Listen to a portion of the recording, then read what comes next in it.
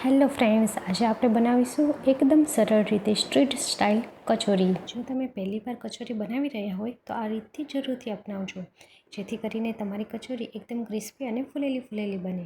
કચોરી બનાવવા માટે સૌપ્રથમ 2 કપ ઘઉંનો લોટ, 1 કપ સૂજીનો લોટ. સૂજીના બદલે તમે મેંદાનો લોટનો પણ યુઝ કરી શકો છો.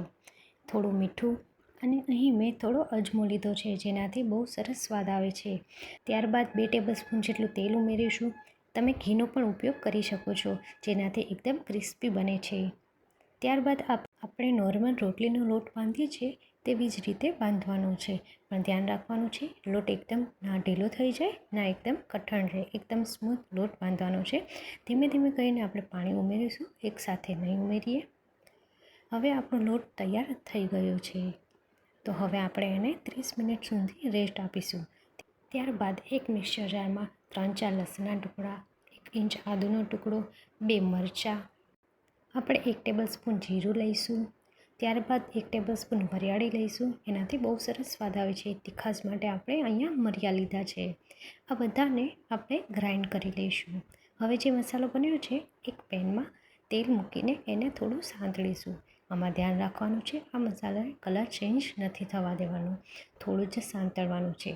મેં તે લો ફ્લેમ રાખેલો છે. લો ફ્લેમમાં મિનિમમ બસ 1 મિનિટ સુધી એને સાંતળવાનું છે.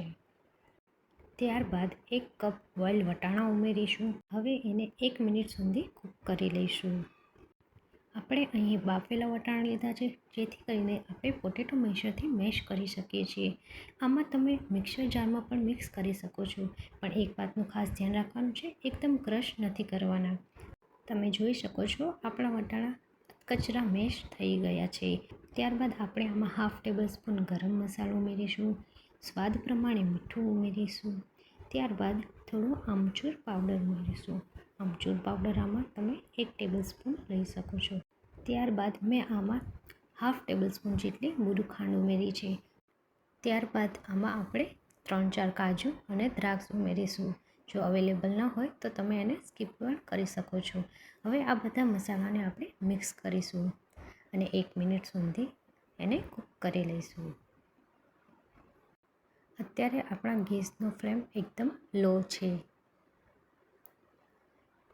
હવે જોઈ શકો છો આપણે એ મસાલો એકદમ મિક્સ થઈ ગયો છે. હવે એને આપણે 2 મિનિટ માટે ઠંડુ પડવા દઈશું. ત્યારબાદ આ તૈયાર થયેલા મસાલાને આપણે એક પ્લેટમાં કાઢીશું. આપણે અત્યારે 6 થી 7 નંગ કચોરી બને એટલો મસાલો બની ગયો છે. હવે એને આપણે થોડું ઠંડુ પડવા દઈએ છીએ. અત્યારે આપણે કચોરી બનાવી રહ્યા છીએ, પણ જો આ મસાલો વધે તો તમે આને સ્ટફ પણ કરી શકો છો. સ્ટફ પરોઠા બનાવી શકો છો. હવે આપણે થોડું મસાલો લઈને એને આપણે ગોળ ગોળ વાળીશું. તમે જોઈ શકો છો મેં નથી બહુ મોટું લીધું, નથી નાના કર્યા. એક પછી એમ આપણે બધાને કરી લઈશું. એકદમ ચટાકેદાર કચોરીનો મસાલો આપણે બની ગયો છે.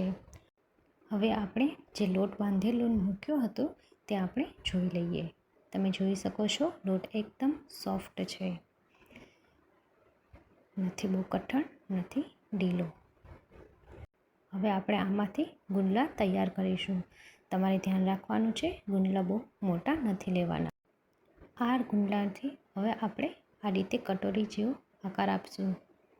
તમે જોઈ શકો છો અત્યારે મેં લોટ વધારે પણ નથી લીધો, ઓછો પણ નથી લીધો. જો લોટ ઓછો લેવામાં આવશે તો પછી મસાલો બહાર નીકળી જશે, અને જો વધારે લેવામાં આવશે તો પછી પણ જાડું લાગશે અને અંદરથી કાચું રાખશે. અત્યારે આપણે અંદર મસાલો ભરી દીધેલો છે. હવે આપણે એને ગોળ ગોળ થોડું થાબડી દઈશું, અને થોડું પતલું થાબડવાનું છે, જેથી કરીને સરસ થાય. ધ્યાન રાખવાનું છે, ચારે બાજુથી મસાલો અંદર થઈ ગયેલો હોવો જોઈએ. આ જ રીતે આપણે બધી કચોરીને પહેલાં વાળી લઈશું. હવે આપણે ગરમ તેલમાં કચોરી તળી લઈશું. તેલ ચેક કરી લઈશું.